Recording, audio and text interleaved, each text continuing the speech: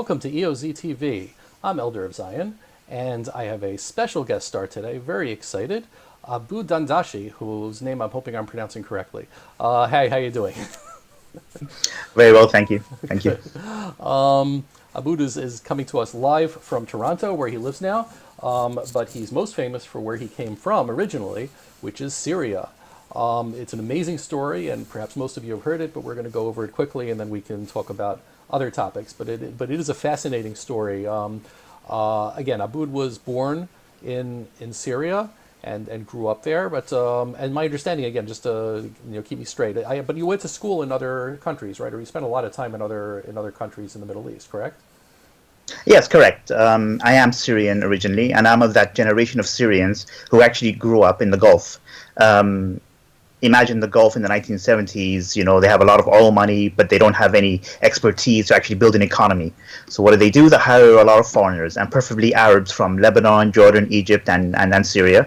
So you have an entire generation, and from Pakistan as well. So you have an entire generation from those countries who actually grew up, spent most of their formative years in the Gulf. And I actually did my schooling in Saudi Arabia. So basically, I have a Wahhabi education. Yeah. Yeah.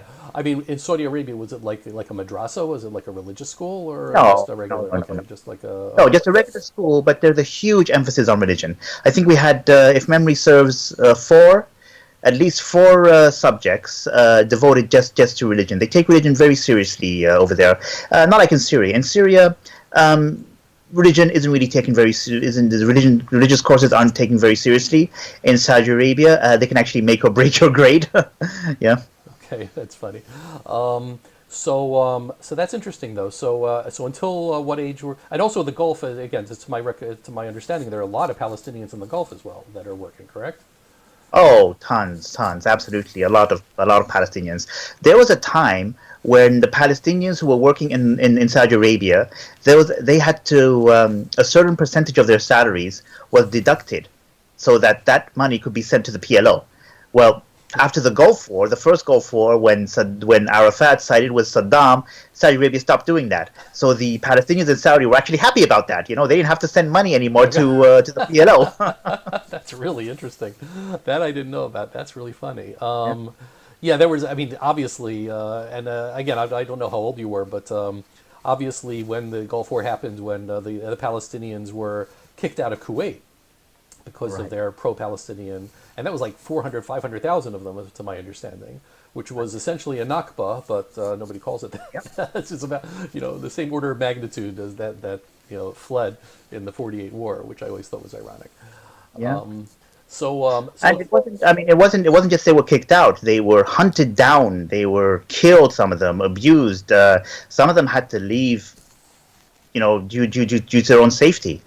So you're absolutely right. I mean, it is a modern day Nakba, which the Palestinians don't seem to want to talk about. Yeah. yeah, I mean now every once in a while they'll come up and they'll say, "Oh, we reconciled, and we're all cool, and everything's great." But it seems to me that there's bad blood in a lot of places that Palestinians used to be. It's, Absolutely, absolutely. I mean, they tried to take over Jordan in 1970. sure, They got kicked out. I mean, Yasser Arafat had to flee Jordan dressed as a woman. yeah, Then he went to Lebanon, and they caused the Lebanese civil war. correct. The Palestinians who have stayed there live under a system of apartheid in every single meaning of the word. But of course, you don't hear that in the progressive Yes. left. And Progressive, yeah, no, and out. we could talk about that a little bit later because Lebanon, especially, I imagine that you're familiar with. Syrian is a bit closer to that, and Oh it's yeah. but it's amazing. But let's just finish here with go through your history because again, it's fascinating. So you spent pretty much like elementary school and high school in the Gulf countries, Secondary school and high school in Saudi Arabia. Saudi Yes, Arabia. actually, my before that, I actually went to an English boarding school in Dorset. My father, God rest his soul, had the foresight to send me and my brother to a English boarding school. Hence my command of the English language. Yeah, no, There's no yeah, better way it's to learn excellent. English. That's true. Yeah, Yeah, no, it there's no is. better way to learn English than to immerse yourself in an English boarding school. That's probably true. And then college, you said Jordan, right? Exactly, yes. I went to the thing about Saudi Arabia and the Gulf is that they have up until then, they had their government universities, which were free, but only for Saudis. Oh, You Foreigners could not study in Saudi universities, and Syrian universities sucked when it came to computer science. Now we had some great medical schools in Syria, hmm, but when it came to like computer science, which I wanted to study, it was atrocious hmm, in Syria. So after all the Jordanians and Palestinians left Kuwait, they got the great idea of setting up private universities in Jordan to cater to all these to this generation of Arabs who grew up in the Gulf. And I mean, the choice was either go to Europe or go to your home countries. Well, right. Europe is not really possible for everyone, and especially like in my dad's case, where he would have liked me and my brother to be closer to home, because Jordan is like midway between Saudi and Syria. You just go to Jordan, and you can just in a couple of hours you could be in Syria. It was beautiful. It was a great yeah. So yeah, we in Jordan we actually had some brilliant Iraqi professors teaching us. Everybody will tell you, any Arab will tell you that when it comes to the sciences and engineering, the Iraqis are the top. Really Definitely, interesting. there's no better than the Iraqis in the whole Arab world. We would give our right arms just to be taught by Iraqi professors when we were in Jordan.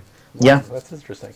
Cool. So then, okay. So then, after college, you went back. I take it to Syria, and I actually got a job straight out of college to go back to Saudi Arabia. oh wow. Syria Okay. didn't really have much of an economy. I mean, it was a very socialist economy up until it opened up after 2005. Hmm. After the Syrian army had to leave Lebanon, Lebanon was pretty much a cash cow for those in positions of privilege in Syria.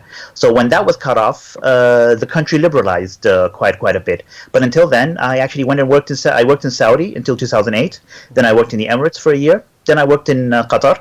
And after so many years of moving from country to country, I thought to myself, you know what? I want to take a break for a year, go back to Syria, put down some roots, establish a foundation. And so in 2011, to the late 2000, in early 2010, I go back to Syria, buy my own house, get engaged, about to start up my own business. January 2011, life was really fantastic. It was like the best months of my life up until then. Yeah. And I thought things were going to be wonderful. And, well, 3 months later, the protests started, and the rest is unfortunately written by historians. Sure. So So okay. So the Civil War started. Things started getting very bad. Did you? I mean, were you witnessing direct fighting where you were? oh God, yes. Oh God, yes. And things like they actually got bad gradually until it's like you hear about the toad in hot water. He doesn't realize that he's about to boil to death until it happens gradually. That's pretty much what happened with Syria.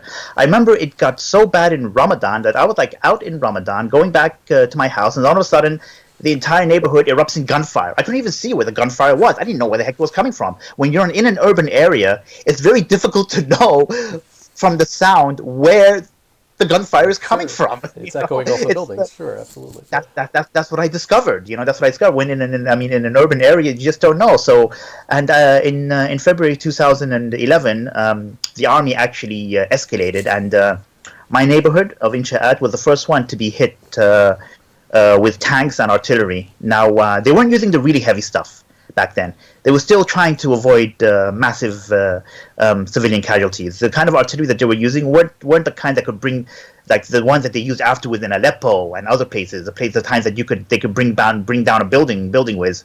So yeah, a week of that, trapped in my home, no electricity, no phones, no internet. Thank God they didn't think to cut off the water. With tanks and gunfire going about, I mean, the Syrian army back then. I mean, they kind of. I think they kept to like office hours or something, because the shelling would start at 7 a.m. and they would stop by 5 p.m. It's just I like clockwork. It's like we just got to get through these hours until the evening, and then things will be fine. Who And were that's what their happened. ostensible targets in the town? I Right. mean, yeah. So their target was this area called Baba Amr in Homs, in my hometown of Homs. Now, that was the beating heart of the Syrian revolution. They wanted to get to that area. So there were two routes that they could take. They could take the route that was next to the Bath University, which was an open road, which would have left their tanks vulnerable, as I read, because I don't know anything about military matters. But or they could go through my neighborhood. Now, I don't really know. I mean, I would have thought that tanks were more vulnerable when it comes in built up areas, but they decided they'll go through my neighborhood instead to Bab Amr. I don't know. I mean, I always heard that tanks try to avoid built up areas, so I don't know what they were thinking. So. I couldn't tell you that either. So how long did this go on? What at what point Well, did you it went on for a week. It went on for a week in my area. Then there was a ceasefire because it's easier to kill your opposition if there are no civilians to get in the way. So there was a ceasefire. There was a 12-hour window where the civilians could leave, and then the fighting flared up again.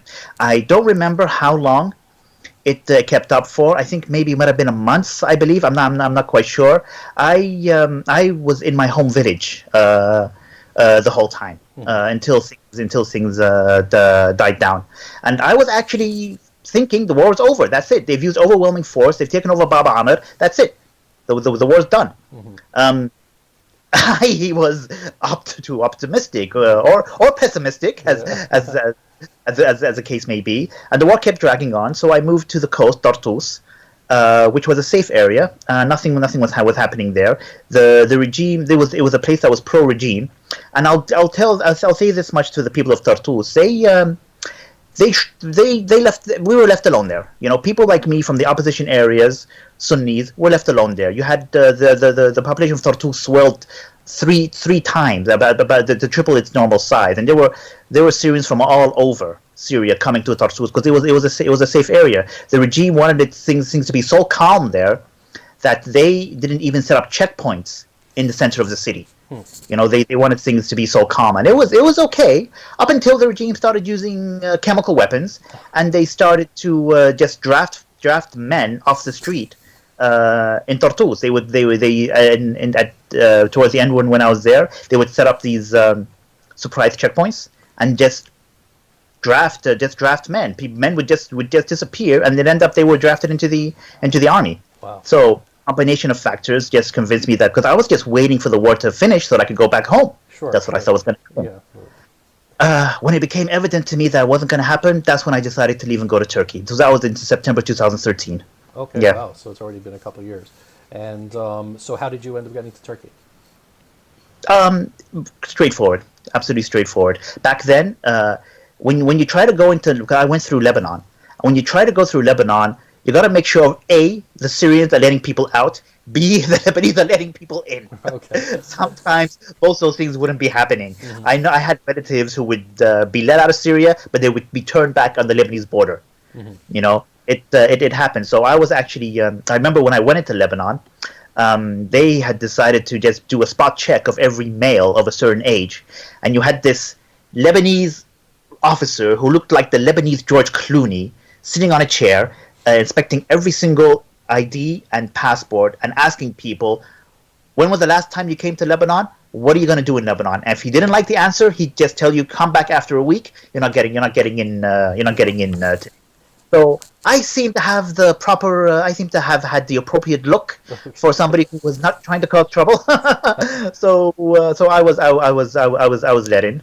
Yeah, I was let in, and Lebanon, I spent 2 weeks there catching up with my relatives because all my aunts and cousins had left Syria way before me. So I spent 2 weeks over there, and then afterwards I took a plane to Istanbul. And at that time, the Turks were just letting Syrians in. They didn't mind. Afterwards, they got too many Syrians. They stopped letting Syrians in. Yeah. Oh, so you were lucky. So at what point did you find out? Because you had your epiphany about and finding out that Israel was actually aiding Syrians. When did that happen? Right. So this must have happened gradually towards the end of my stay in Syria, when I started to read stories about Israelis and the idea of helping wounded Syrians. I can't remember exactly when was the first time I actually heard about it. I do remember when I heard about it, I was astonished.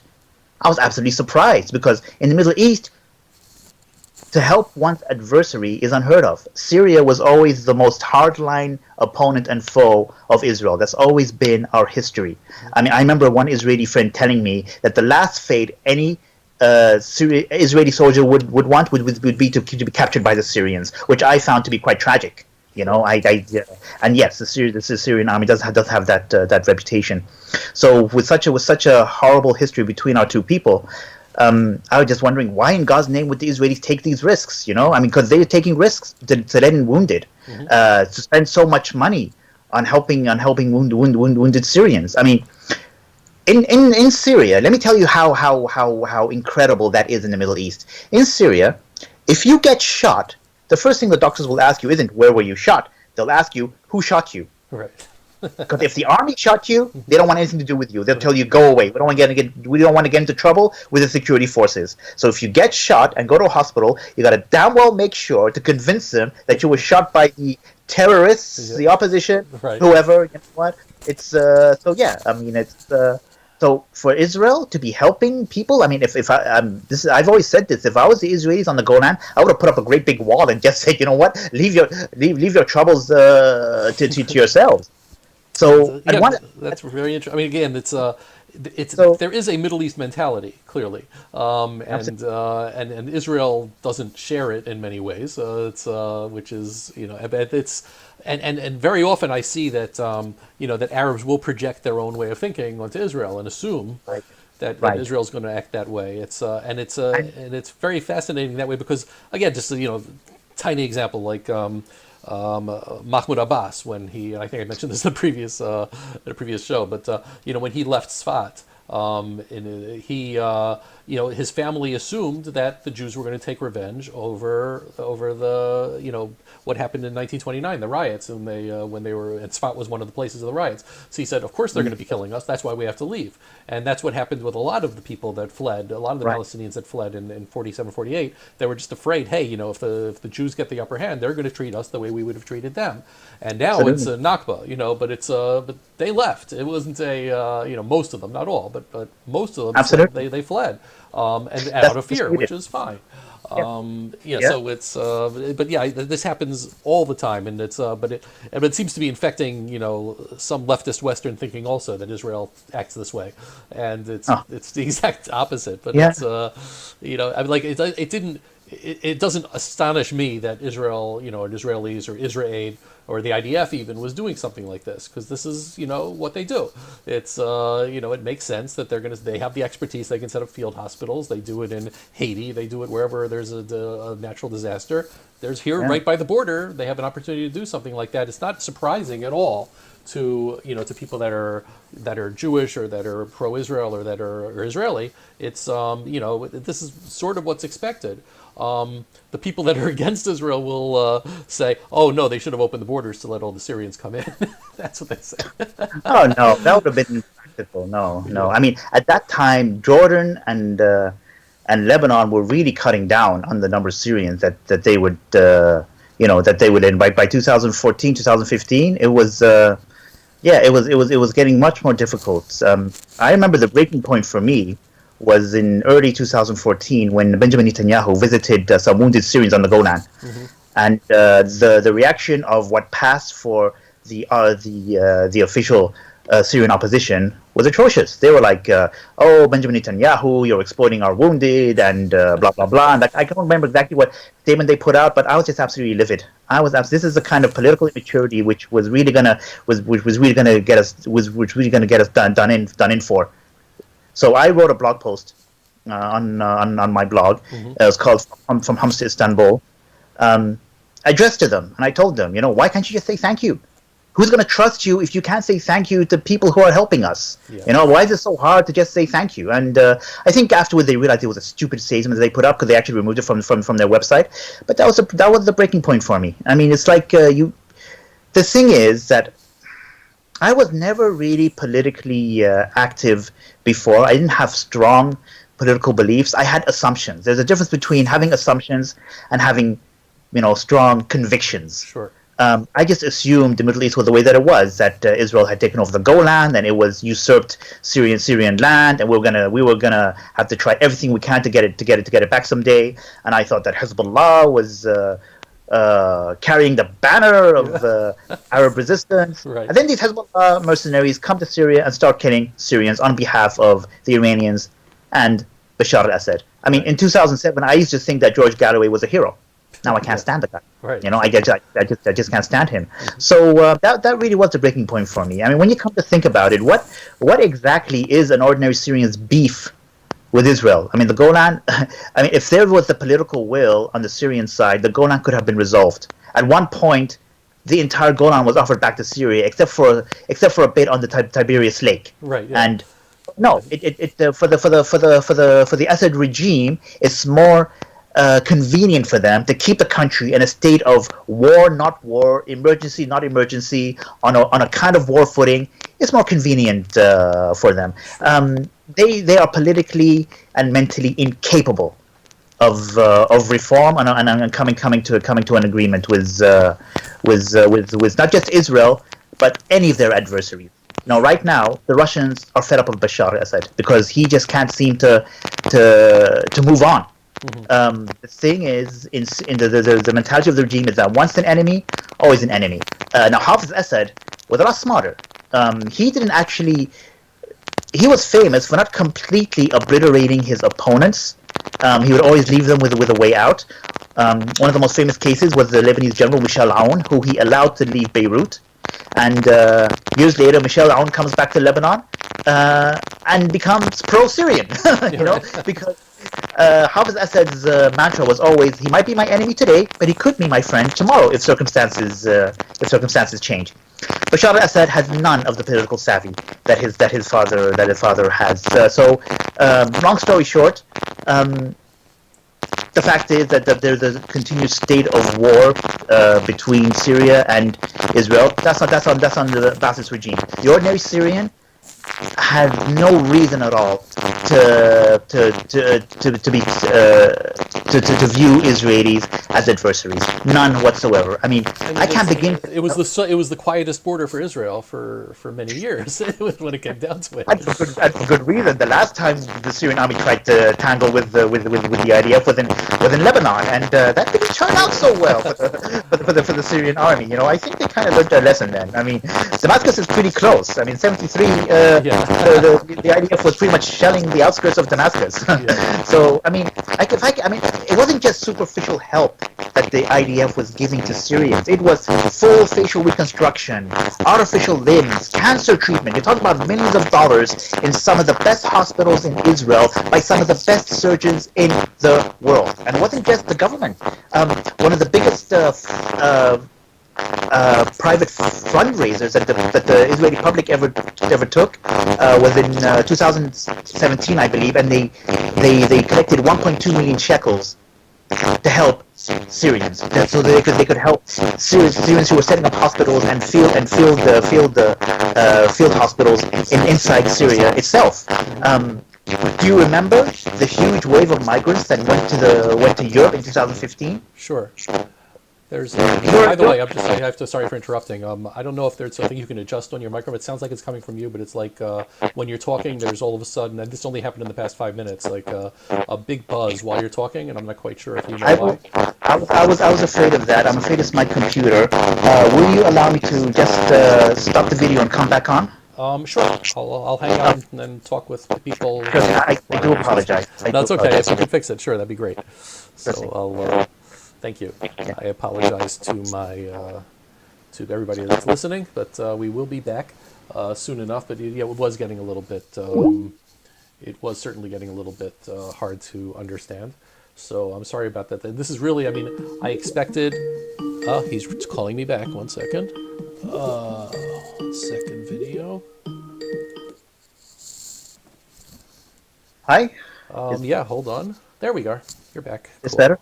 So far, so good. Excellent. Okay. I do apologize. This seems to be a problem on my Mac. I do. Okay. Yeah, I'm going to have to look into that. Okay, very good. What was the, and I was just showing up on the screen, what was the year that you made this Thank You, Am Yisrael page? That would have been late in 2015. Just that not enough people seem to know how much Israel was doing for Syrians, and especially Syrians themselves. I knew that there were a lot of grateful Syrians, but they weren't in a position to express their thanks. So I was actually talking to somebody who in Israel near bombs. That was the very first Israeli I ever met, and he was very much involved and up to date with things that were going on in the south of Syria between Israel and the groups that were there, and a lot of it just wasn't getting out. The IDF had to keep a low profile. I didn't even know the name of the officer who was in charge of Operation Good Neighbor. That's the name of the operation that the IDF gave to helping Syrians. His name is Lieutenant Colonel Yaldror. I spoke to him directly just a few months ago when he actually left the IDF. Everything was very, very under the covers then. So I just thought, I'm in a position where I have the luxury of being able to tell people and to express our thanks, because it is important in the Middle East that when somebody does something for you, at least you can tell them thank you. If somebody, gives you food, maybe you can't give food back, but you can say thank you. That is the very least that somebody can do. You can't, in the Middle East, culturally, you cannot not say thank you to somebody who's helped you. Yeah, you'll just this is where we get to the honor shame culture over here. It's even admitting that your enemy is possibly less than completely evil seems shameful. If they're humanizing. No, not really. No, not really. It's just that. It's not an enemy, because actually one of the best things, one of the most joyous occasions in Syria would be when two former enemies would reconcile. That is a cause for great celebration, as long as there's no, as long as one side isn't seen to be totally dominating or defeating the other side. If it's a fair settlement. Mm-hmm. But the problem is, you're talking about people who view each other as equals. The unfortunate thing is that in the Arab world, for a very long time, Jews were not viewed as equal to Muslims. Right. Now, in Saudi Arabia, I was always taught that Muslims are up here, then come Christians, then come Jews, and then comes down there everybody else. Right. Basically, Jews would be afforded the minimum of right. Anybody who wasn't a Christian or Jewish would be afforded almost no rights. That is the mentality in much of the Arab world. To come to a peace agreement with Israel, the Jewish nation. Unfortunately, yes, that is because in the perception of some Arabs, it's coming to an agreement with the people who are not your equals. Basically, okay. Unfortunately, that makes that's sense. The mindset that has just set us back for so many decades. Unfortunately, and that's the thing that is the mentality that the Palestinian nationalism just doesn't seem to be able to shake off. Well, that makes it sound like peace is literally impossible. With this generation, it is impossible. I have seen for myself how intransigent the Palestinians have. I have not seen any indication that their political class is willing to make the sacrifices and to do the hard decisions that it would take to come to a settlement. I mean, what more do they need? They were offered everything. Mm-hmm. Honestly, Kurds have told me that Kurds would give half of their life to be offered half of what the Palestinians were offered. There are so many indigenous groups in the world. The people of Tibet, so many. So many groups that are fighting for their independence, and the Palestinians were offered everything. They were given billions of dollars. I mean, this is no exaggeration to say the entire Palestinian Authority is just living on welfare. Right. Honestly, it's just living on welfare. True. It's just, so what more do they need? It's like you don't like this peace plan, you don't like this deal. Tell me what it is you want. When Abbas comes and says no to the Trump peace plan before anybody even knows what the details are, what does that tell you? It tells you that he feels his position is unsustainable, untenable, unless he tells the Jews no, no, no. I mean, you're familiar with the famous 3 no's of the Khartoum Conference of '67? Sure. Absolutely, yes. The haven't gone beyond that. That's the problem. They haven't gone beyond that. No negotiations, no peace, no recognition, or something like that. Well, Anwar Sadat was a great man. God rest his soul. He was a great man. When he went to war, he didn't go to war to defeat the Israelis. He just wanted to change the perceived balance of power in the Middle East. He didn't have a military goal. He had a political goal, and he achieved that. He took Egypt out of the Soviet sphere, aligned it in the American sphere. The peace treaty between Israel and Egypt was the best thing to happen to the Arab world in such a long time. I wish that Israel had a warmer peace treaty with Jordan, but it is what it is. So yeah, that's what it is. The difference is, what's interesting is happening is that and I noticed this about maybe the year 2012, something like that. I've noticed that the money that the Arab nations would pledge to the PLO and to the Palestinians was never paid up. They would go to these very often. They would go to conferences, the Arab League conferences, and they would say, "Yes, we're all for you. Everything's cool. We'll give you lots of money. Billions of dollars to be pledged," and none of it would be, or very little of it would actually be paid. And that was the first point where I started getting the idea. These guys really don't think that Palestinians are a good investment anymore. We're starting to get sick of it. It took many years before it got more explicit, and we're seeing it now. And then, again, I heard you mention, in another interview about Israel having a booth, even though it's not going to happen probably, but in the World's Fair in Dubai. We've seen what's happened with sports, that even though it could be that part of it is because these world sporting bodies are saying, hey, we really can't discriminate, but still, Israelis are starting to compete in those things. Obviously, we've been seeing, Bahrain and all these other places that Israelis are, Oman, that have been visiting. It's been a remarkable change over the past couple of years, especially in the Gulf states, as far as accepting Israel. So the interesting thing is they're still paying lip service to Palestinians. They'll still at the Arab League. Oh no, not anymore. No, it's become pretty blatant right now on social media just how much they're sick and tired of the Palestinian cause. I mean, 2 years ago, I read this interview that the Crown Prince of Saudi Arabia made, where he just told I can't remember exactly what the words were, but he just told the Palestinians to f off, right? Basically, said, and now his father, in a recent call with Trump, yes, he said that we have to have a just peace where the Palestinians have their own state. But honestly, that's what they call in the West virtual signaling. Right. He's not saying that. But let's be frank. This past week, there was a hashtag going around Twitter in Arabic called the hashtag was called "Palestine is not my cause," and the Palestinians were furious. It was an real, honest to God. From the grassroots in the Gulf, especially from Saudi Arabia, where the Saudis were saying about all the times they felt betrayed by the Palestinians, how they gave them so much money and the Palestinians were just ingrates. And you have prominent Saudis, people who are prominent, who have a lot to lose if they say the wrong thing socially, coming out and saying, we have no beef with the Jews. I mean, I remember somebody sent me something by a well-known analyst from the Shumari family in Saudi Arabia. Mm-hmm. Shumari is a very big tribe in Saudi Arabia, and he was saying,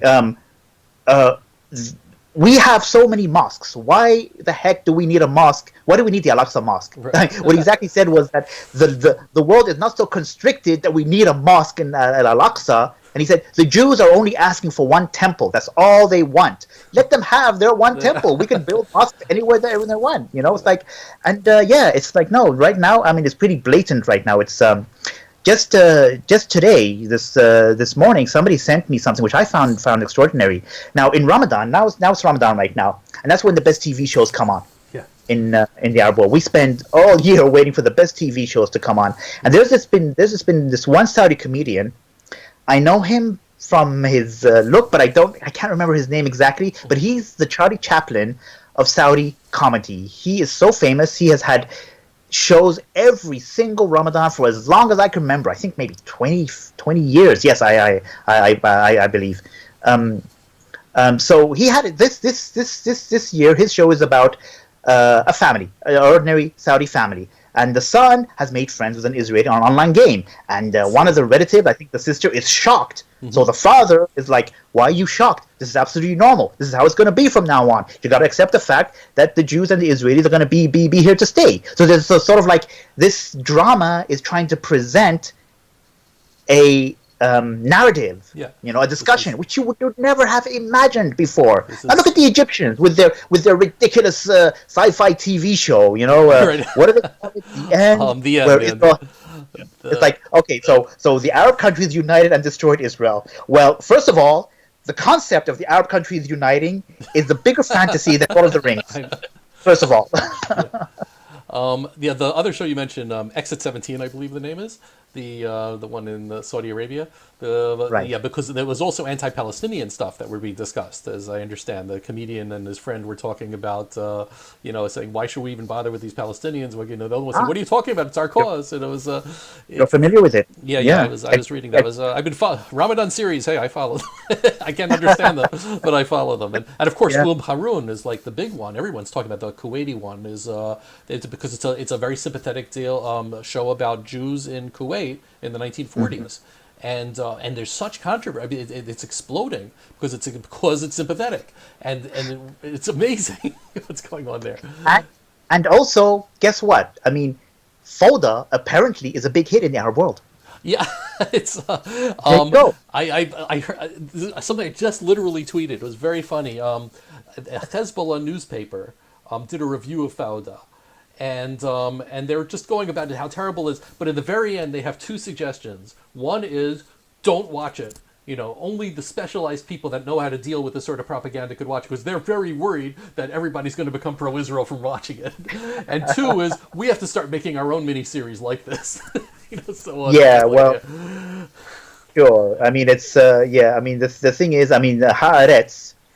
I don't really understand what is up with that newspaper, but they published an article by a Palestinian who's living in the West, America, I believe, analyzing I saw that Zaydan, George Zaydan, or something like that. Yeah, it was amazing. And the guy has made his bias clear up front. He says, "I'm getting tummy aches from watching it." Yeah. Poor thing, you're getting tummy aches from watching it. Bibi is about to annex the Jordan Valley, and you guys are worried about Fauda. Seriously, I mean, and they wonder why they never have their own state. I mean, Right. honestly.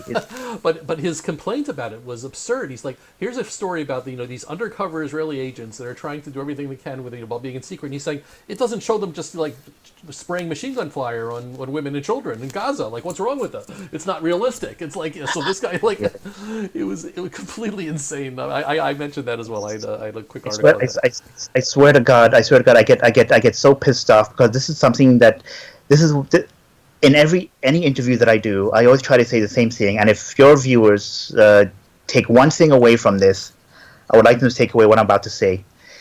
If the Syrian army had been 1/4 as moral as the IDF, I would not have become a refugee. There would not have been a single Syrian refugee if they had just been 1/4 as moral as the IDF. It was the Syrian army that was supposed to protect us. Humat al-Diyari, they call themselves in Arabic, who destroyed the country. And I see how moral and humane the Israeli army is, and the Palestinians should be thanking Allah that their adversary is as humane as the Israelis. Because if they try the same crap, balloon IEDs on Jordan or Egypt, you know what would happen?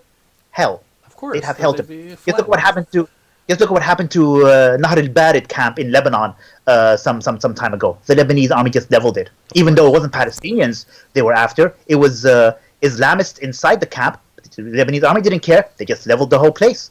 There you go. Yeah, no, it's absolutely, and it's almost like taking advantage of Israel's humanity when they turn it around to the West and say, well, they're not being humane enough, and it's like, really? Seriously? It's like, what else? Israel's not committing suicide is pretty much what you're saying. Exactly. It's not. Yeah. It's really, really crazy. This is really. Go on. Yeah, I'm sorry. I don't understand. I mean, I was shocked when I came to Canada and discovered just how pervasive the whole Intifada Kafiya Palestinian flag waving thing is on Western campuses.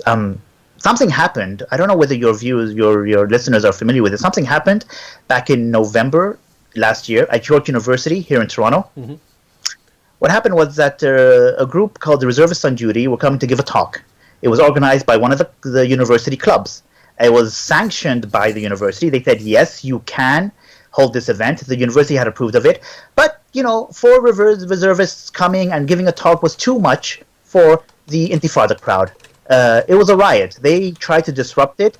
20 police officers had to come in to separate the. I was there. I was in the auditorium while this was going on.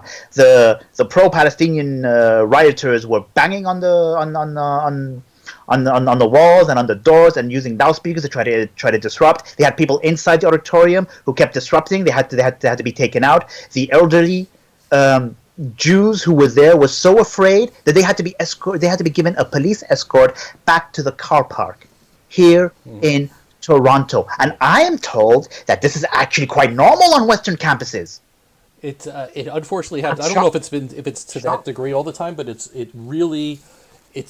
I mean, there's been a huge infiltration on what's called the progressive left to try, and it's been a very. I'm not sure how much of this has been really planned by Palestinians or been planned by socialist left. I'm not quite sure, but they're trying very hard and they're succeeding ridiculously much in equating the Palestinian cause to every other trendy leftist cause. Exactly. Here's the thing: at York, not even just a quarter of the people who were protesting were Arabs. Mm-hmm. Sure. I would be shouting at them in Arabic, and nobody would be understanding what I was saying. I saw a lot of faces over there that were definitely, not Arab. I didn't see any Asian faces at all. None whatsoever. It's but here's the thing. Here's what I would like your listeners to understand. I know that my Jewish friends who were in the auditorium that night were distraught about the riot that was going on, but I wasn't worried at all, one bit, because I understood where this was coming from. In the Arab world, we have a saying. Basically, it's the meaning of it is that the more impotent somebody feels, the louder he shouts. Mm-hmm. The thing is that Israel's enemies know that Israel has won. I want your listeners to remember this. Israel has won. It is being accepted in the region. The Arab dream of crushing the Jews is never gonna happen. To its credit, it has proven more resilient against all the odds. And in the Middle East, the basic thing is that power means respect. Right. So, somebody who hates Jews, oh no, they hate Zionism, whatever, okay? Basically, an anti-Semite who has an obsession with Israel. He knows that he can't harm Israel. His dreams of harming Israel isn't going to come to fruition. What is this guy to do? He takes it out on you guys in the diaspora. That's what they're doing. Because they have no other outlet. I cannot begin to tell you how discredited the Palestinian cause is in the Arab world. All these keffiyehs that I saw in black and white keffiyehs at York, nobody wears them in Jordan. Yes. If a Palestinian will be walking down University Road in Amman wearing his keffiyeh, waving his Palestinian flag, he'd be beaten up for it. They wouldn't dare do that in Lebanon. Sure. Forget anywhere else. Yes, at anti-American and anti-Israel events sanctioned by the government, sure, they bring out their Palestinian flag, but they have to wave the Jordanian flag as well, otherwise they'll get into trouble. Right. The quid pro quo there. So it's just because this is why they care so much about what they're doing on campus, because all they can do is try to turn young American Jews against Zionism. That is the only thing they have left. I mean, it's all performative crap. It is. Honestly, for sure it is. Because Linda Sarsour doesn't care if a single square inch of Palestine gets liberated. Rashida Tlaib doesn't expect that her antics are ever going to liberate Palestine. They don't care. I mean, are you familiar with somebody called Leon Pinsker? He wrote something called Auto Emancipation. This was a leaflet laying the case for a Jewish homeland, even before Herzl. Mm-hmm. And when you look at it, he lays out the argument so well about and even Herzl in his book, the Jewish State, and the Jewish and the Zionist congresses that happened every few years. There was a plan. We have to get so and so many immigrants to return to Israel. We have to buy such and such land. We have to stay on good terms with the Ottomans. We have to stay on good terms with the French, with the British. There was a plan. What plan do the Palestinians have? There was no plan. Sure. A goal without a plan is a fantasy. Yeah, I mean, even more so, you can prove it because it's. I mean, the beginnings of self-government, started under the British Mandate for the Jews. The Jewish Agency started like 1921 or something like that, and by 1948 they were ready to become a government, to be a state. They were able to step right in. Oslo was 1993. We're roughly the same number of years. Yeah, so. Oslo, that's when the PA began, like 1994 or something like that. So 27. Yeah, just about. And it's the PA I think would start at 94, 95. So they've had a government in waiting for all this time, and it's an incompetent government. There's nothing. Well, that's a very good point. Yeah. That's a very good because imagine. I was seeing a documentary about the Soviet Union's space program, and it only took them a few years to go from the devastation of World War II, where their economy was devastated, to putting a man in space. Now, 25 years. You're talking about 25 years now the Palestinians have had? Yeah. What have they done with it? Exactly. What have they done with it? It's like, yeah.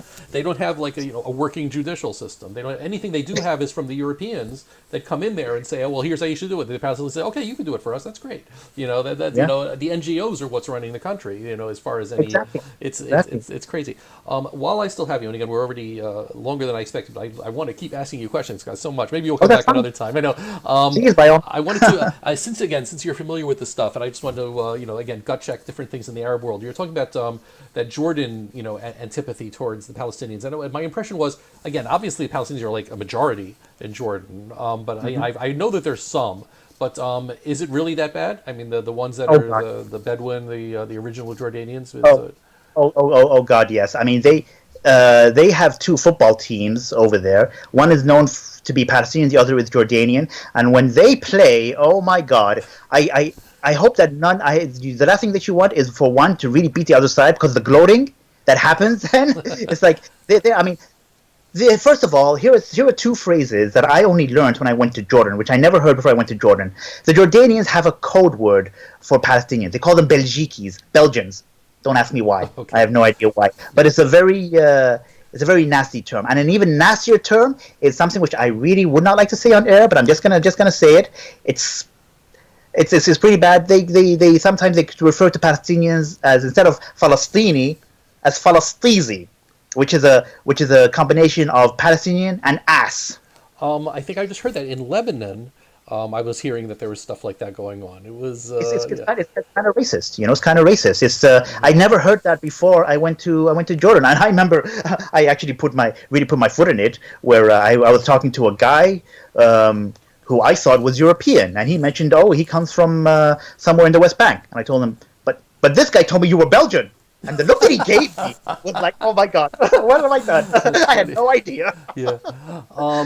So yeah, I mean, in Lebanon, is obviously a weird country altogether. I saw, and I posted about, there was a cartoon in a Lebanese newspaper that effectively equated the Palestinians with the coronavirus, which also got the Palestinians very upset over there. And again, of course, it's not mentioned in the West because nobody's going to talk about it. Why should anybody discuss why Arab antipathy towards the Palestinians? You want to talk about apartheid? Lebanon's treatment of the Palestinians is apartheid in every single meaning of the word. There are so many professions that they can't do. They're confined to living in certain places.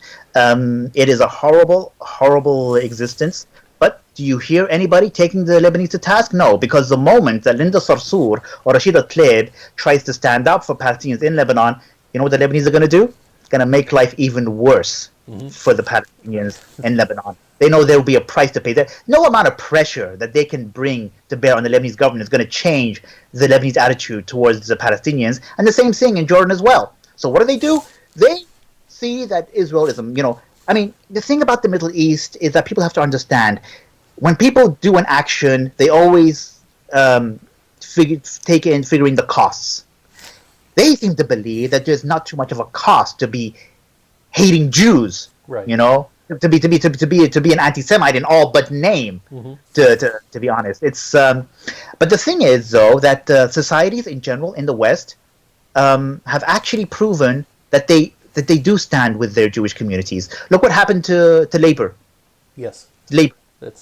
They got obliterated in the UK. They got obliterated. They hitched their wagon to the Palestinian cause. I mean, the Palestinian cause, unfortunately, is a poison pill to any cause it attaches itself to.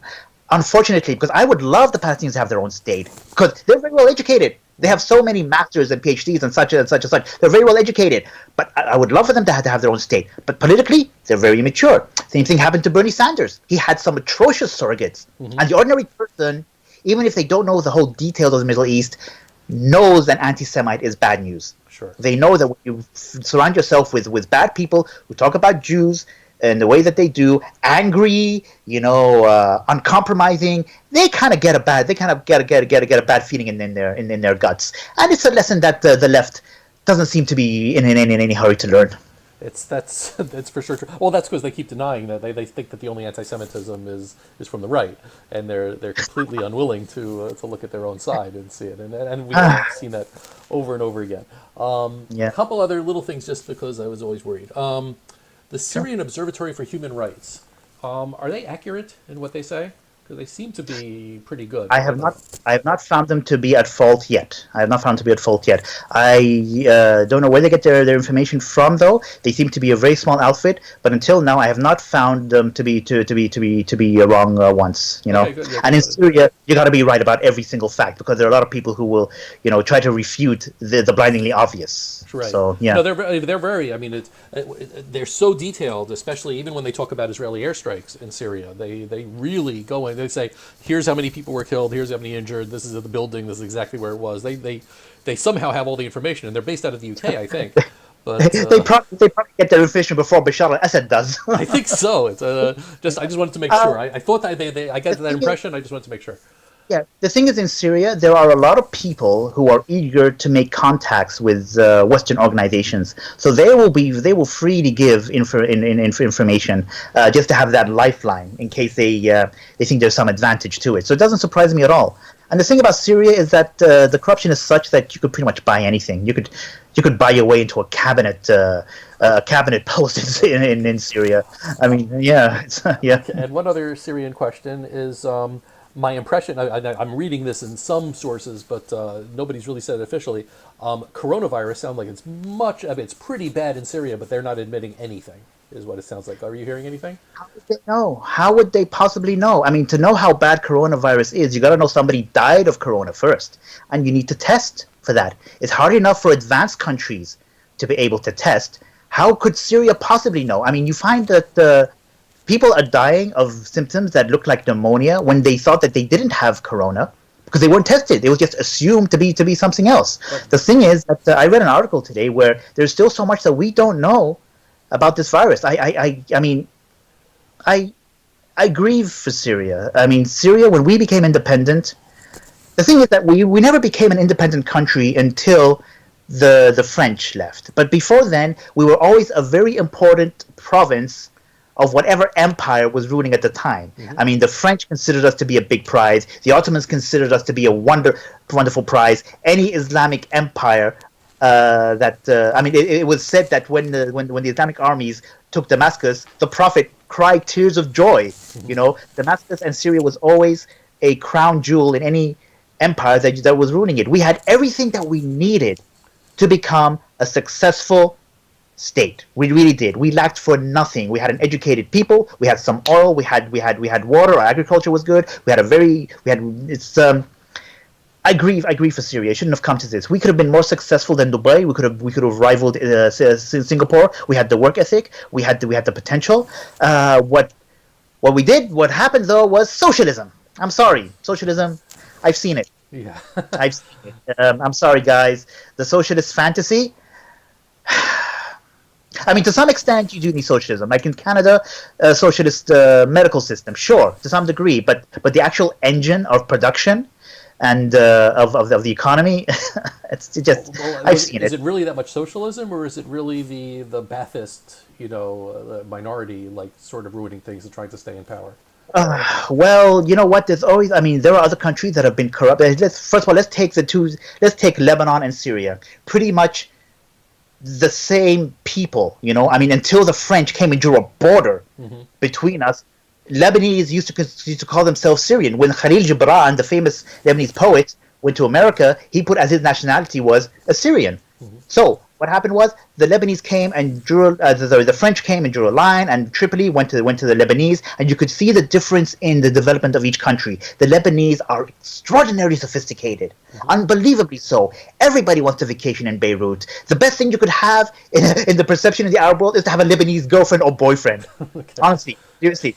There was a time where half the cabinet ministers in the Arab world were graduates of Lebanese universities. You didn't have to go to Europe to get a first-class education. You'd go to the American University of Beirut. When my father, God rest his soul, got sick, immediately my uncles took him to a hospital in Beirut. What happened? Pretty much the same, because Lebanon had a free economy. Right now it's pretty bad, but while Syria went the socialist route. Now you have the same culture, but you have the Lebanese were advanced so much further. I mean, how is it possible that? Here's the thing: the Syrian army occupied Lebanon for so long. Usually, the country that occupies another, you had this weird state where Lebanon was more prosperous than Syria, and you had the Syrian army looting everything that they could from Lebanon, even though Lebanon was under occupation. Yeah. It doesn't usually happen, like that. The victorious side is usually the more prosperous side, and they're the ones who pump in money into the territory that they've conquered. It was the opposite in Syria. The Syrian army in Lebanon wasn't an army. It was like the ordinary soldier would reach an agreement with his senior officer. I'll go and work in Lebanon, get some money, get some dollars, and I'll give you a cut. That's how the Syrian army spent their time in Lebanon, and we wonder why we never won a war with Israel. Yeah. Okay, this was really wonderful. The only in the comments, you got a shout out from and I don't know him, but it sounds like maybe he knows you. Al Bahazi Muhammad. He says, "Nice to see you. Salutations from the Palestinian Opposition Coalition." So, thank you. I'm not familiar with that group, but I believe he's on Twitter, if I'm not mistaken. Yes, I think so. Well, that's thank you. Tahiyati, Allah yatik al-afi. But otherwise, again, this was a lot of fun. I really had I enjoyed this tremendously. Good luck with everything. Maybe we'll do it again if you're willing. Love to. I would love to. And so thank you very much. And for me, I'm Elder of Zion, and I'm signing off. Thank you very much, and I will see you on Sunday. I have another special interview coming up with Eugene Kantarovich, the legal expert in international law. That we can be talking about what Israel's going to be doing in the next couple of months. But that's a little teaser. Again, thank you very much. And for everybody, have a good night.